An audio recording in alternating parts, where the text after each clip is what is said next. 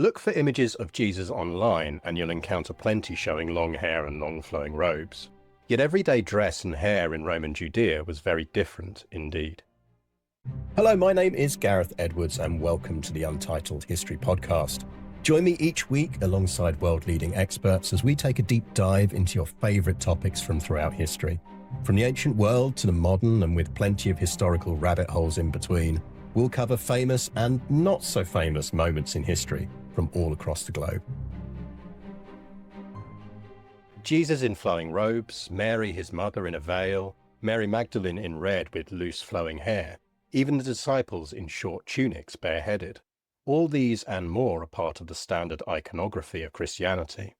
Yet both here and with Roman or Greco-Roman people in this period in general, many of our ideas on daily dress and styling are wrong.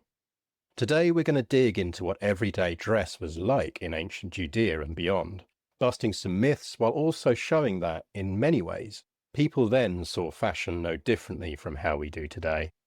And to join me on that journey is Dr. Katie Turner. Thank you for coming on the show, Katie. It's a pleasure to be here. Thanks for having me. So for those unfamiliar with Katie's work, she is a historian of Second Temple Judaism and New Testament reception. She specialises in first century clothing and how it's represented, or more precisely, which I like this, why it's not represented in Christian art and drama. Because I think that's when we talked about this and ended up deciding to do the pod, like my minor is in theology, philosophy and religious studies. So I'm a historian, but like I was the one who was always sticking his hand up and going, can we talk a bit more about Q source? Can we talk a bit more about how the historiography and everything else of this, and just read various of your articles and things like that. And it's always stood out to me that like, this is a big thing, isn't it? The vision we have of this period versus the reality, often vastly different. Yeah, we get very, very little in the history of the sort of representational tradition of the early Christian narrative. So what is written about in the New Testament is not depicted with reference to historical accuracy. And for reasons that are perfectly legitimate. They're using theology and more specifically Christology. So how is the nature of Christ understood and his purpose on earth? These things are being communicated in art quite intentionally, but they become so embedded in tradition that as we get more towards the modern period, and some scholars and some artists want to engage with history a bit more and think more about historical accuracy, they're still using the same thought processes that earlier artists were using. And so the style changes, but the underlying problems are still the same, and they're still not engaging actually with history, unless you're looking specifically at like Pontius Pilate and the Roman soldiers.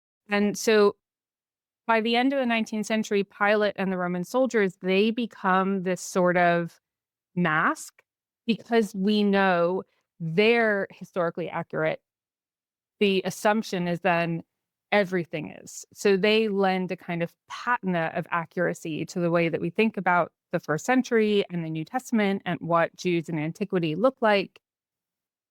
It's just such a deeply embedded problem, really, that we are never actually engaging in history there. It's like, I like to think of it as the military uniform problem, which is there are plenty of people out there who will nerd out about military uniforms. So over time, we have drifted into very accurate or relatively accurate depictions of military uniforms of all eras. Because there's always someone that turn around and go, no, they'd never have worn armor like that. They'd never have worn armor like that.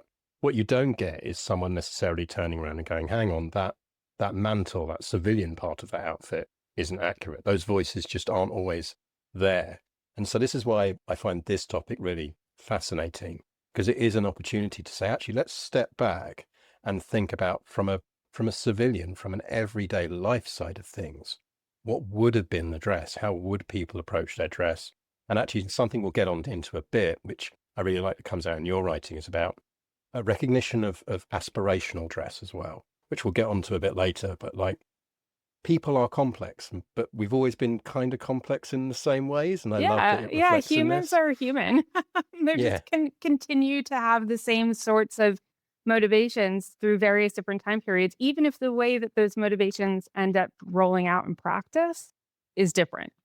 Um, So let's yeah, let's start with a bit of general context then. So we're sure. talking, as you say here, we're talking round about the sort of first century, and we're talking an area that is under Roman occupation, and we're in an area that is a lived area. This is an area where there are multiple clothing industries, where it's been part of the of Alexander's expanded empire before this. So this is a bit of a melting pot in terms of cultural influences at this time, isn't it?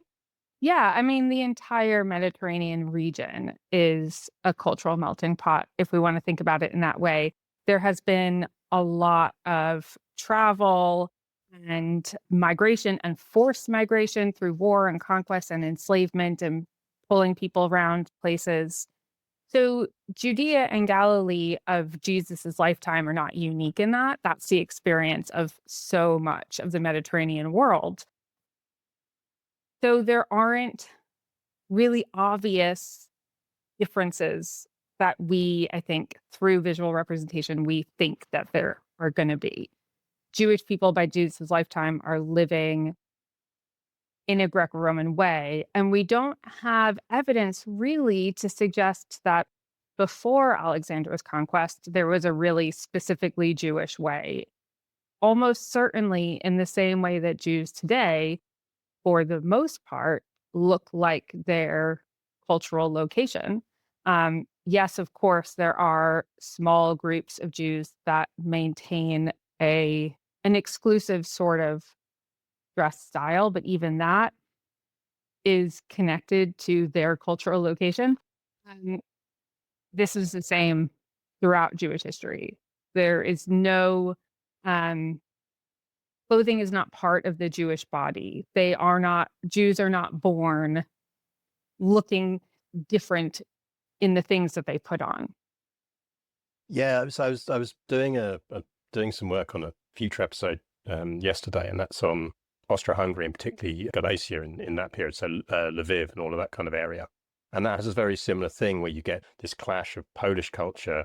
Of you've got a large Jewish community there, you've got a large Ruthenian Ukrainian element there, and it's very clear in a similar way that what you get is there isn't really a for want of another word, visual distinction between those communities. There are many ways in which they're different from each other, but actually, everyone wants to dress similar because you're all part of the same city, and daily life requires you to do certain things where certain outfits are just the right outfit for doing those things, and everyone wants to kind of look a bit cool, you know. Yeah. So there might be sort of ritual objects that Jewish people have incorporated, or specifically Jewish ways of making clothes that have been part of the Jewish existence. But we have so much evidence in different time periods of the fact that Jews were not immediately identifiable as Jews. There are references from antiquity in different time periods and locations of confusion. So sometimes within Jewish texts themselves, there'll be a story of, a Jewish man who accosted a woman who he thought was a Jew and he got it wrong. And then he gets in trouble. Or we can look at, enforced insignia. So in the 12th century, the Fourth Lateran Council was perturbed, is a good way to put it, by their inability to distinguish Jews and Muslims just among the general population. And so they passed a law that said that Jews and, well, they use the term Saracens, which is really a sort of pejorative catch-all for different Islamic cultures and Muslim people, that they must wear something that helps wider Christendom be able to identify a Jew or a Muslim person. And the very first country to enact that is England. And they pass a law requiring Jewish men to wear a patch that is in the shape of the two tablets of the law that Moses carries down from Mount Sinai. So, yeah, this comes up in many times over. We have different ways of being able to really clearly say Jewish people were not dressing Jewishly in a way that was really easy to identify by anybody else. So let's maybe give listeners a bit of an idea of what's our sourcing on this. You know, what when you're studying this, when you're pulling together detailed looks at what people might have been wearing, what they might not have been wearing. What are the areas you're drawing information from? Because it's quite a diverse range, which I find quite fascinating. Yeah, there's actually a lot. So, um, the first most sort of intimate source would be material remains themselves. So the actual articles of clothing, jewelry, belts and other accessories, shoes, socks, underwear that people were wearing, a lot of that has survived and has been discovered by archaeologists. So some of the largest textile deposits, so sites that have textile remains in them for the entire Greco-Roman world are in the Judean desert. So the Judean desert provides us with some of the most comprehensive raw source material for dressing in antiquity more broadly, not just dressing for Jewish populations. So that's source number one. And then we have textual sources. So we have things written by Jewish authors where they might mention dress or clothing or like a full dressed appearance. So clothing, I'm really referring very specifically to textiles and shoes, hats. When I'm using the term dress, I'm thinking more holistically. So that's including your jewelry and your accessories and your hairstyle and whether you're bearded or not bearded or whether you're tattooed or not tattooed. It's the entire everything assembled on a body, everything that goes into our appearance and how we present ourselves to other people. So text can provide a lot there. It's rarely descriptive in a way that you can say, okay, this person is outlining how someone dresses or the very specifics of their appearance, but you will get details about appearance. You will get commentary on dress behavior. Roman moralists were particularly fond of criticizing non-Roman people for the way that they dressed and their dress behavior. So we get a lot of stuff about, Celts and their beards and people in India and their beards. There was a lot of criticism about beards in the first century. They also have a weird obsession I've noticed occasionally with color. It gets They very do, sort of yeah. the worst of Twitter occasionally in terms of what Yeah. colors you're allowed to wear as a man and what you're Yeah, not. yeah, yeah. So color was very much associated with some colors were associated with femininity. And so if a man was wearing them, he was effeminate. I mean, the thing about text is it's the author's opinion. And so it's really important to remember when you're reading through all of this that just because one Roman guy was like, this is completely appropriate for anyone to dress in this manner, that does not mean that that's being adhered to. And it's the same with legislation. You would often have sumptuary laws. And this is a thing that wasn't just part of antiquity, but was very much part of the medieval world. And you can find sumptuary laws in the modern world as well. So those are laws of consumption. So, what sorts of things you're allowed to own or allowed to wear. Often those laws come into place because people are violating some desired norm. So, if, for example, the most prestigious purple dye is worn by the emperor of Rome, and he likes to wear it because it shows off his wealth and prestige, and other people start also wearing it because the emperor is wearing it, well, now it's harder to distinguish the emperor as special because other people are also wearing the most prestigious purple dye. And so then you might get a law that comes into place that says only the emperor can wear this dye. That doesn't mean that people are following that law. It just tells you that this is something that some people want to constrain or want to restrict for certain reasons. All of these different sorts of references, so critical references about how somebody appears, or praiseworthy references, or Quintilian, who's a Roman author, he provides a sort of guidebook for oration and how a good orator should present themselves. And part of that is instructions on how to wrap and drape your toga to give a good impression. So, those sorts of things, they all give good and complex and varied sense of how people are behaving. And you can then compare those to the textile remains of accessories and other things that you find in the archaeological record. And then the third source is images. And here is where things get more complicated when you are thinking about Jewish dress behavior, because during the Second Temple period, so that's the time period that Jesus is living in, and often extended until the Second Revolt against Rome in 132 to 135 CE, even though technically the Second Temple period ended with the destruction of the temple in 70 CE.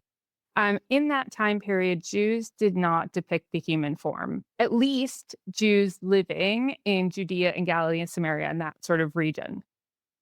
Jews in other regions, so Jews in Egypt or Jews in Greece or Jews in Rome, might have depicted the human form, but we would not be able to now look at those images and identify them as Jews for the reasons that I've already explained. Jews are not easily identifiable. So the best that we can say is Jews living within Judea and Galilee in that sort of area are not depicting the human form. So we don't have examples of self-depiction. And self-depiction is really important for understanding when you find textile remains and you pull them out, you don't know how that was assembled on the body or what it was worn with or how someone styled their hair at the same time. So it becomes more complicated then to put it together. And as I've already said, the texts are not providing that kind of detail to us either. But thankfully, because Jews were not dressing in a really specific and uniquely Jewish way, we can see this very clearly because the textile remains excavated from Jewish sites match what we see in images painted in Egypt or in Italy or in Greece, in statues and in other forms of depictions of the human form. So that allows us then to expand our evidence base into non-Jewish depictions of the human form because the clothing, the jewelry, the shoes, there is commonality. And then we can also see in text, nobody is saying Jews are dressing in a different way. There aren't critical remarks being made, although we have criticism of beards. There is no criticism of Jewish beards. So the impression is Jews probably weren't wearing beards, at least in that time period. All this is working together to give us a really good sense of what was going on. So let's start with some of the visual basics for people. And obviously, we're working in an audio medium, unless you're watching this on video, but we will stick to our audio descriptions here. Is one thing I always like to slightly blow people's minds with my Roman historian hat on, is telling them that they need to forget a world where sleeves exist. Like, I think so many people just misunderstand what a basic tunic is. So for listeners, for context here, when you think of a tunic, you're probably thinking of like something with some small sleeves and it's stitched together and all of this. At its basic level, a tunic is two bits of material, normally square or rectangular, depends on the style and who it's for, but they are basically stitched together at the top with a hole created in the middle. And it's the act of almost draping that over yourself like a modern, say, poncho, and potentially strapping it with a belt round your waist that creates the impression of sleeves. It creates that sleeved model. So just listeners, hold that in your head when you're thinking about a tunic, because it's really easy to think of everything with lots of sewing involved and everything else. But so many of the outfits of this period are about how do you take large pieces or smaller pieces of material and drape them on yourself in various ways to create an effect, to create a thing that you can wear that's either visually impressive or is useful. So that's how a tunic, a tunica would be worn. But I mean, Katie, almost again, like even within that, it gets complex, doesn't it? Because it's in most instances, that's not all people will have been wearing. Even though if you watch TV, you're probably assuming that like everyone was just running around in tunics all the time and only senators were wearing togas over the top. Most people are generally wearing something on top of the tunic, aren't they? They are, yeah. So the tunic that you've described is the basic garment of everybody in the Greco-Roman world. It's important to note that you can go way back into ancient Egypt and find sleeves. And during the Greco-Roman time period, Parthian Iranian dress had tight sleeves. There were sleeves up in Northern Europe. So this is very much, it's not like they hadn't invented the technology for sleeves or hadn't worked it out yet. This is very much a style choice, right? They're making this decision that this is how they want to wear. Which is the whole thing we're kind of getting at here, is so much of this is about, this is stylistic. You know, this Yeah, is yeah, this is as much stylistic choices as it is the nature of invention. that's right. So you do get the appearance of sleeves from belting. The more fabric you have on your body, or the wider that fabric is that has created your tunic, drapier your sleeve might be, and that's going to change based on wealth and status. So somebody, textiles are they cost a lot of money. They take an enormous amount of effort to make. We are talking from the start of the production process. So whether you're planting the flax to make linen or whether you are herding sheep to produce wool, from that moment until the time you are putting a garment on your body, you are looking at well over a year's worth labor involved in that with many, many, many people through that process. So it's important to note just how labor intensive textile production is. And that remains so today, even though a lot of that has been divorced from what we see in the West. Um, but yeah, so quantity of textile differs based on social class and also based on gender. So women would wear longer tunics than men would wear. So a proper gentleman's tunic would fall just below the knee when it was belted properly. And a laborer's tunic would be shorter still, where a high class aristocratic woman, her tunic might fall all the way to the floor or a bit shorter mid calf for a laboring woman.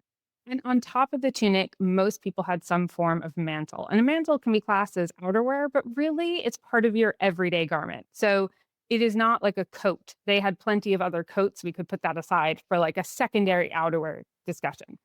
So there are two primary types of mantles in the Greco-Roman world. The one that most people would probably immediately associate this time period is the toga.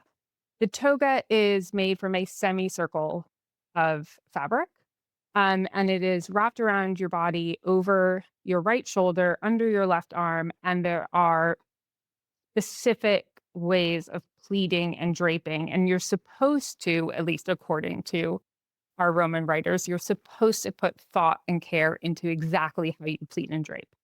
The toga was made from wool.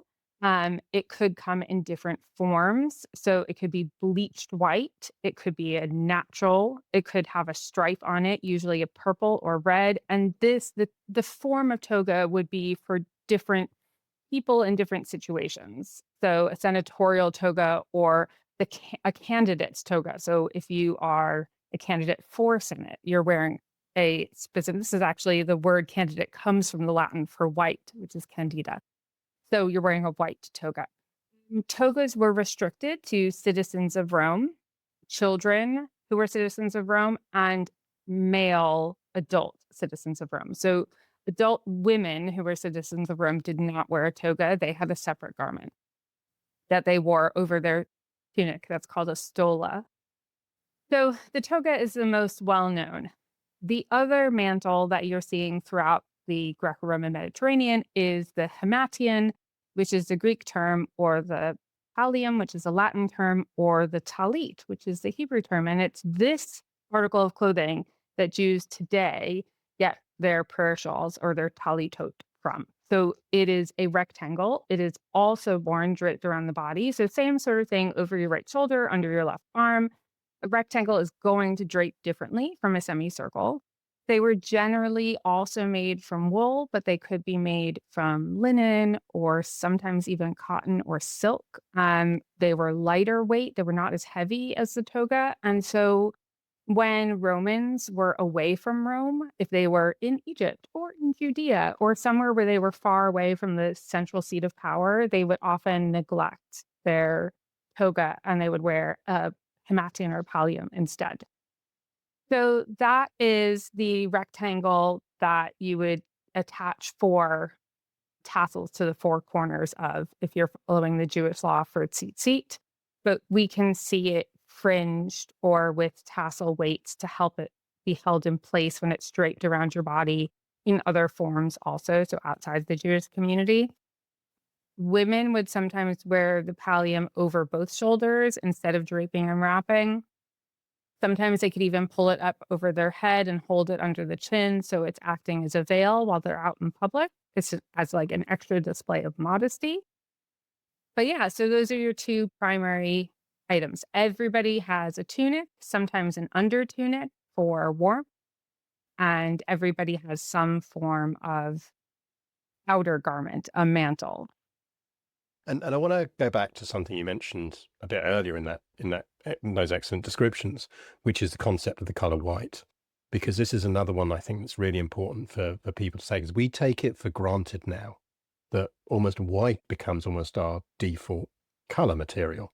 Like I have a whole bunch of plain white t-shirts that are my undershirts that I wear beneath a more colorful shirt. Like when we say white generally in this context, we're not talking about true white unless, as you say, it's in a very high class environment. What we're generally talking about is natural material color, isn't it? Because That's color right. is worth talking about here, and different materials are picked precisely because they can take color better than others. Yeah, so wool is preferred in this period because it just absorbs dye much more easily than linen. And so you can get a wider variety of colors. And wool also comes on the sheep in different breeds of sheep give you different colors of wool. So there are red wools and brown wools and black wools and white wools and cream wools.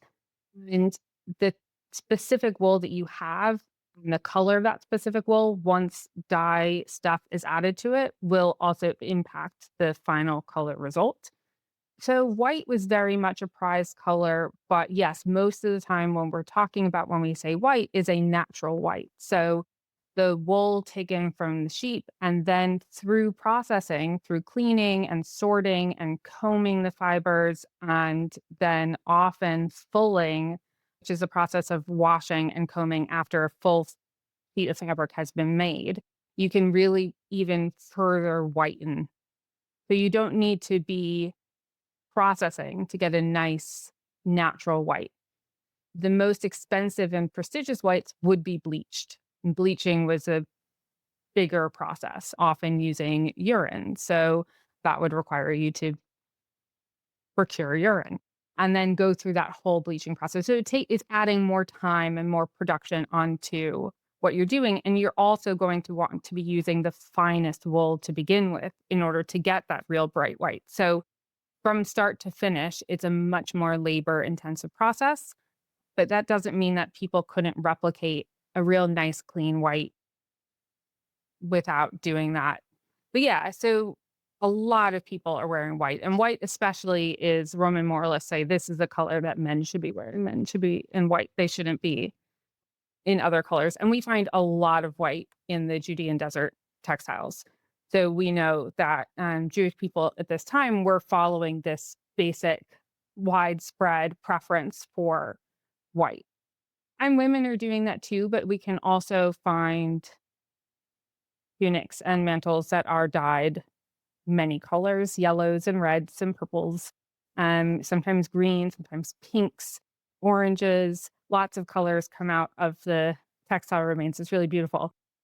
There does seem to be a lot of yellow if you're looking at the aged textiles now, but most of the yellows that you're seeing are whites. So if you think about if you have a white t-shirt or a white undershirt and you wear it a lot over time, it will start to yellow a little bit. Well, imagine that, especially from like human sweat. And you haven't got the benefit of a washing machine with modern detergents to deal That's with it. right. The collection of, just our bodies and how it impacts our textile fibers, and then add 2,000 years of sitting in a desert to that, and you get a very yellow, once white textile. But yeah, so when we have a narrative of Jesus, he has a transfiguration. So he appears to three of his apostles, revealing his divinity to them. And in that moment, when he is transfigured, he is in a bright white garment. And that's very purposeful on the part of the author of the gospel to add that detail, because bright white itself would reveal to the reader divinity because it is such a prestigious textile. And I think, again, back to something you said at the beginning, one of the things I find fascinating about this and about the sourcing on this is the reason they would have described him that way and in that way is precisely because that symbology was easily identifiable to everyone across the Mediterranean. Like, it's not a thing that's just going to be recognizable to Jews. It's going to be a thing that someone reading that account or hearing that account in Rome is instantly going to make that connection in their brain.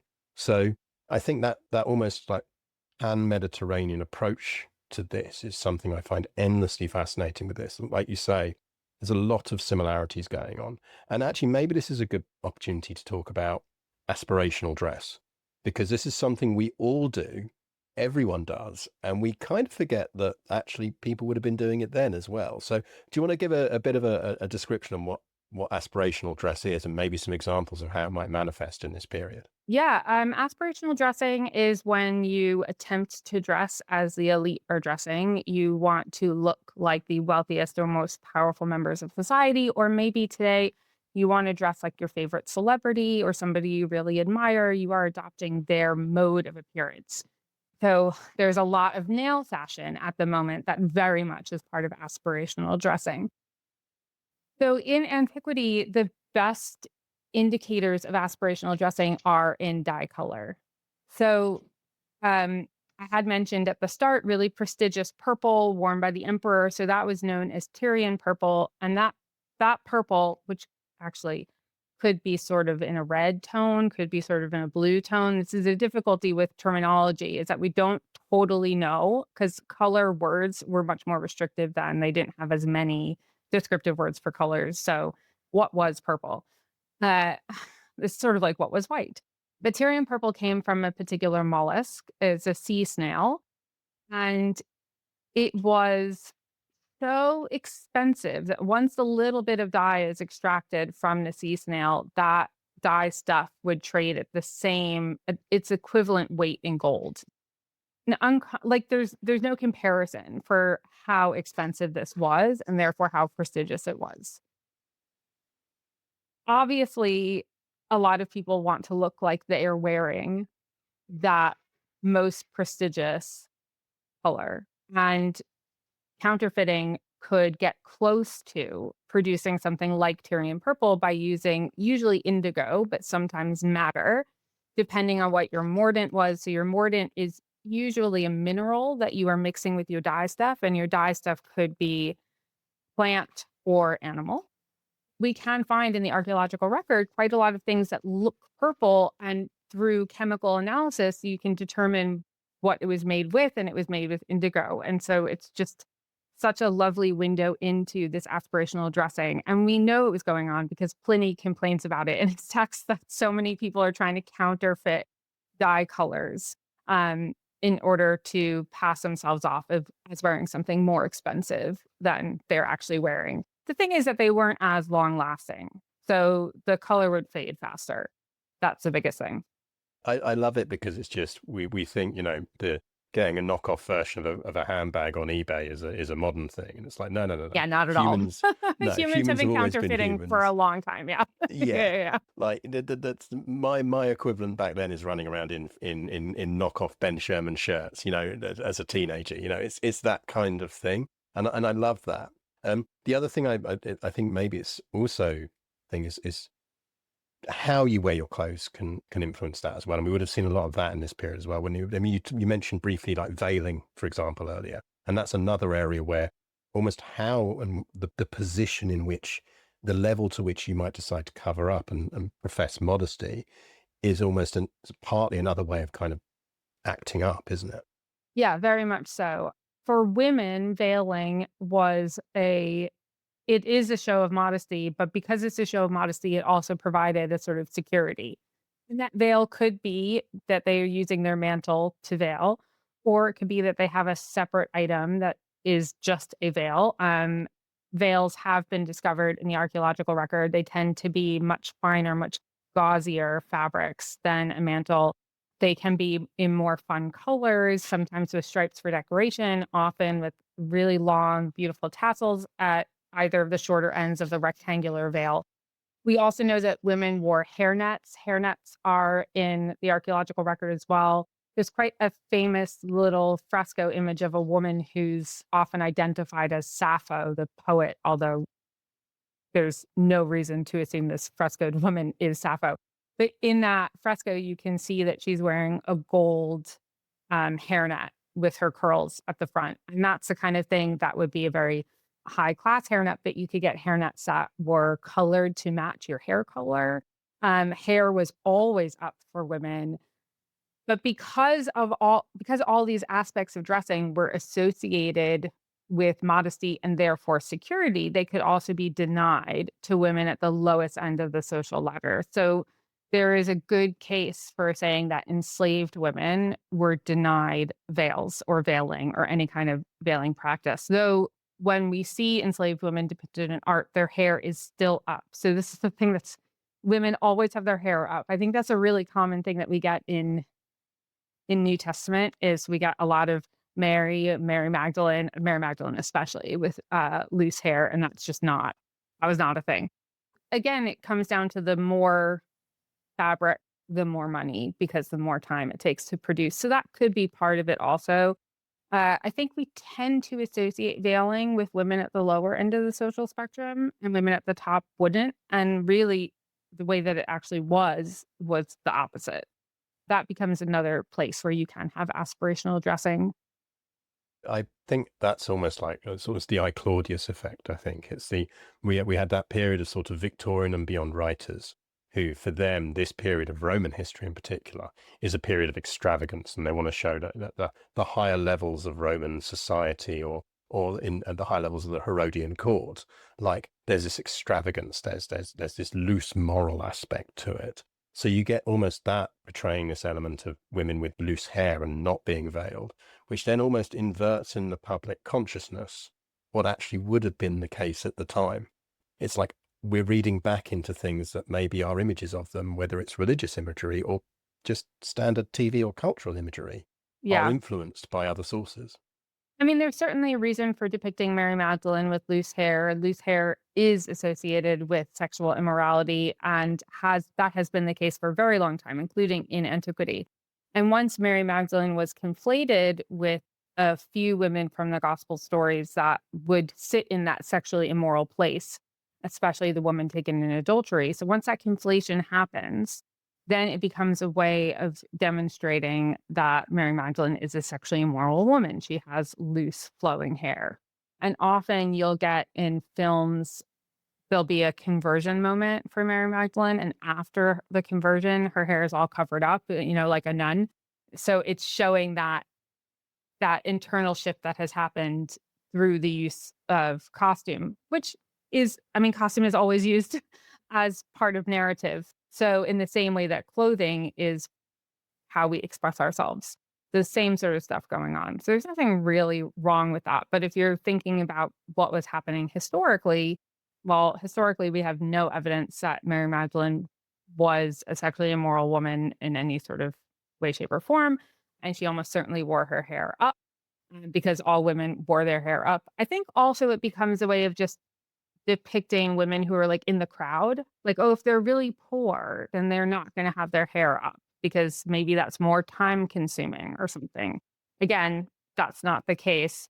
On the lower ends of society, we're still taking care to behave in certain ways, and their morals and their values might have been slightly different than those in the aristocracy. Again, that's just pretty consistent through human history. Morals and values of aristocracy or nobility or the people at the very top of the social ladder. I mean, think about the billionaire classes today are very different from morals and values of people at the lower ends of the socioeconomic spectrum. But this would be one that was shared. What women do with their hair is something that was shared. That hair goes up. And as we're on hair, we should talk about men's hair as well, both on head and beard, because again, this is another one like we were talking earlier about, like Jesus with long flowing hair and all this kind of thing. And actually, building again, listeners, on everything that Katie said already, remember that actually you're not really getting a society where people are trying to necessarily stand out, unless there's a clear reason to stand out. How were men generally wearing their hair at the time? So at this time, short hair for men. Jesus absolutely would not have had long hair. I mean, Paul even says in one of his letters that long hair on a man is got the actual word that Paul uses, but like disgraceful. And if Jesus had long hair, it seems really unlikely that Paul would have been like, men should absolutely not have long hair. So Jesus would have had short hair like everybody else at the time. It might have been would whether it would have been what we think of as like a Caesar cut, unlikely. Now we're getting into the fine particulars. Yeah, I mean it's short hair. Some Jewish men have a tradition of keeping their side locks of hair long. The Hebrew word is peot for that, and it comes from an interpretation of a verse in Torah about not trimming the corners of your face and the corners of your head. There is not really any evidence for that being a tradition among Jewish populations in antiquity. The very earliest Jewish self-depiction that we have, so you know how I said previously that Jews were not depicting themselves. By the mid-3rd century, there's a synagogue built in Dura-Europos, which is in modern-day Syria, and the synagogue was filled with frescoes decorating the interior, and they were all depicting different biblical narratives. So we have depictions of Moses and David and Ezra and Elijah and Samuel and all of these important male figures. None of them have haircut. Um, what they do have in those images are very short cropped beards. And that might be a point of difference from the first century. In the first century, in the Roman world, beards were not fashionable for men. They had been fashionable 2nd century BCE. By the first century BCE, they're kind of falling out of fashion in the Greek world and also in the Roman world. And it takes until Hadrian comes up to Britain, heads north, builds his wall to keep the wildlings out. Um, and then he comes back down to Rome sporting a beard, presumably because people up in northern Britain were wearing beards because the weather is very different and colder. And so Hadrian kind of brings beards back into fashion. But before Hadrian, we have no evidence that men would have been having beards as part of their fashionable appearance. Certainly not like how we have the priesthood in Jerusalem. The priesthood in Jerusalem were the aristocracy in Jerusalem. That you were a priest because you were the highest level families in Jewish society. And we tend to get the priesthood represented in Christian art in these really stereotypically Eastern European Jewish men way, where they have long beards and they have peyote, or sometimes they just have long hair that gives the impression of peyote, and they're gray and wizened. And black robes and all of Black this kind of robes, we thing. can come back to the fact that there's no black, but they're almost certainly the aristocracy, the priesthood, were the most Hellenized, the most Romanized. They are the ones most integrated into that broader culture and therefore really would not have been bearded, and their hair would have been short and they would have been dressing in fashionable dress. It's their clothing that ends up deposited in the Judean desert when many of the aristocracy fled Jerusalem during the first revolt and then the second revolt against Rome. I was going to say, there's that, is it Cave of Letters where you've got that Yeah, big so the discovery Cave of of like woolen Letters garments? is Nahal Hever. That cave was used as a refuge during the first revolt and during the second revolt. By the time you get to the second revolt, you can see that the residents have fallen on harder times. Clearly the interwar period has not been super kind to them, but the things that they left behind are still high class things. And it includes things that would have come from the temple precinct, like incense spoons that would have been part of temple process. So we know that these are the upper levels of society. Unfortunately, the people who fled into that cave and hid in that cave died in that cave, which is really awful if you pause and think about it. There were children there, so it must have been a horrible, terrifying time for them. But we then get all of what they have left behind for us because it was preserved. We also have a lot from Masada, which was a fort built on a hilltop by King Herod. So again, that was a place that the aristocracy fled to. So there are really fine textiles there, prestigious dye colors. well-made things. So we know really how they were dressing. We know what the interiors of their homes look like because those have been excavated in Jerusalem. It's very unlikely that their domestic interiors, the clothing that they're putting on, the accessories that they're putting on are all really Greco-Roman, but the men are growing long beards. It probably would have been mentioned also by a Roman writer if that had been the case.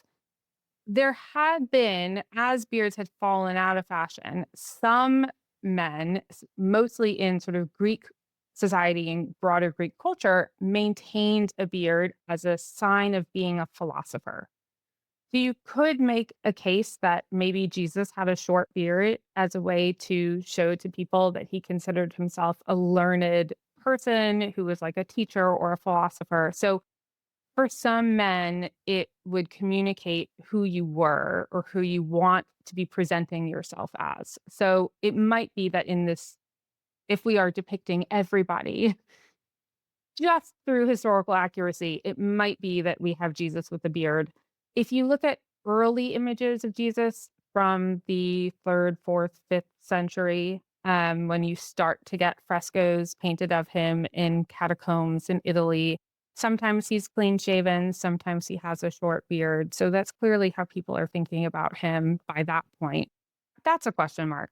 I think that the last thing I'd want to cover on the main podcast, because I think you and I could talk forever about this. I think it's absolutely fascinating. And we will do a bit more for subscribers in a bit. The last thing I do want to kind of get into the main bit, because I love this, is hats. My favorite thing, and I think it was one of your articles I read it in, is complaints about hats, particularly the is it the Petassos, which is the sort of the sun hat like. It's almost like a bit of like a floppy modern sun hat. And I forget which author it is that's moaning that people are wearing them in the gymnasium, which Yeah. I just think is So so it's the like amazing. author of Maccabees who just I mean, there's a whole section where he is complaining about how the elite in Jerusalem are being very Hellenized. And part of his discourse on his complaints about Hellenization, which basically means the adoption of broader Greek culture. That's the term Hellenized.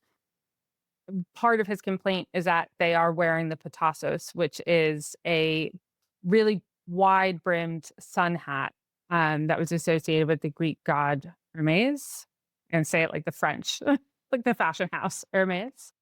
And yeah, he just didn't like it. He didn't like that Jewish men were wearing this Greek sun hat. So Let's finish on that with just because I think just to wrap it up for the main podcast is like, who would have been wearing hats in this period and who wouldn't have been wearing great hats? question, because when we look at art and film costume, we see so much head covering. We see men, especially the priests, who are veiling. They have massive hats on. We see lots of turbans. All of the turbans that is coming from Orientalism. That is like a topic for a whole other show. Um, no turbans. Definitely no veiling for men. That was considered effeminate and would absolutely have been avoided. You can read rabbinic writing on it. You can read the fact that Paul says men should not cover their heads while in prayer. I don't think Paul is making a distinction between early Christian practice and Jewish practice, because you have to remember Paul's writing letters to Gentile convert communities. And there were situations in some Roman cultic practices where men would veil, they'd pull their toga up over their head while performing different ritual rites. So, in all likelihood, what Paul is doing is he's making a distinction and saying this is a border of identity for us as Jews. We do not do that. We do not do what other people do in ritual spaces. So, that's an even stronger argument for no veiling. Hats were not a function of Jewish identity until the medieval period. So that comes really late. When you see Jews today wearing a yarmulke or a kippah or a skull cap, you can use any of those words. The first was Yiddish, the second was Hebrew, the third was English. That is something that came out of the medieval period in Western Christendom. That is not something that has been with Jews for all time ever. In antiquity, there's no evidence at all that there's any kind of head covering practice that is considered uniquely Jewish. Even veiling for women, veiling was widespread practice throughout the Eastern Mediterranean, especially. So even veiling does not demonstrate a Jewish woman. We do know, however, that there's so many hats that were functional hats. So in the way that the Petasos is a sun hat, there are other sun hats. Hats have been found in the archaeological record. Some of them are just really fun. There's a quarry from Roman Egypt that has a ton of material remains have come out of this quarry, and a blue felt, like pillbox style hat was one of the things that came out. Another one was a felted quilted hat that comes down like earmuff style, and it's green, yellow, and red, like in stripes along the I mean, it's amazing. There's a theory that that is an under helmet hat, so worn to protect the head, or it might not have been. We know that there were sort of cone-shaped felted hats that you can see on little statuettes of fishermen or laborers. There was a hat associated with becoming a freed person. So if you were able to free yourself from enslavement, a hat would come along with it. So there are different functional hats. There were almost certainly hats that the temple priests wore as part of their vestments in the temple. They are called for in Torah. They are described. The high priest has to have a hat with a frontlet, like some kind of plate or something at the front. The rest of the priesthood wear a hat. And the Hebrew word there is a word, if you go down to the root, it's the same that you would get for to wrap. So it's probably some kind of wrapped headgear. But they're also instructed to remove all their vestments when they leave the temple precincts. So outside the context of doing their job as temple priests, and so the hat becomes a hat associated with the job, there's no hats. What we end up depicting, my supervisor for my PhD said this years ago, and it's one of my favorite things ever. He said, it is like imagining that the Archbishop of Canterbury wears his Easter regalia to go grocery shopping at Sainsbury's. It I love has that. a specific context in a specific place, and that is where it belongs. So when we see Caiaphas and all of that get up and everything, and he's presiding over a trial for Jesus, no. That would be worn when he was doing his high priestly job in the inner court of the temple, which we don't see in Jesus films, and just there. Well, I think that's the perfect place to leave off the main episode. So thank you so much for coming on, Katie. You're so welcome. Where can people find more that you've written, work, or good things that you think that they should follow up on? So you can check out my website, katieturnerphd.com. I have links there to things that I've written, to presentations I've given, other podcasts I've been on. I've done a bunch of consulting work, so you can look at that also to see where, when people are actually engaging a historic consultant, what ends up coming out the other side, to get a very different view of the New Testament. So my sort of full portfolio is there, katieturnerphd.com. Yeah, that's the best place. Brilliant. Well, and listeners, we hope you've enjoyed this episode. Obviously, subscribers, hang around because you're going to get some more. If you would like advert-free versions of this podcast, you want the extra bit of geeking out that I'm about to do with Katie and we've done with many others before, then just head on over to untitled-history.com and you can become a member there and you get access to all of those things. We also apparently have merch these days, which is rather nice. And I say apparently, I do own a baseball hat now, which is very nice.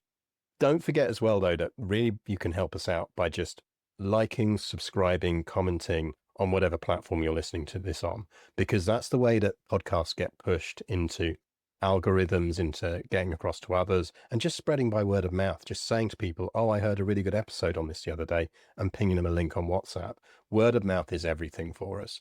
And, look, if you want to back Katie's campaign to make sure hats are correctly displayed in antiquity, you need to get this podcast out widely to people. Please. I want hats. No hats, actually. No hats. I want, no hats. like functional hats, but no Functional ridiculous hats. Yeah. Oh, and socks. They wore socks with sandals. Oh, yeah. We will talk about socks in a second.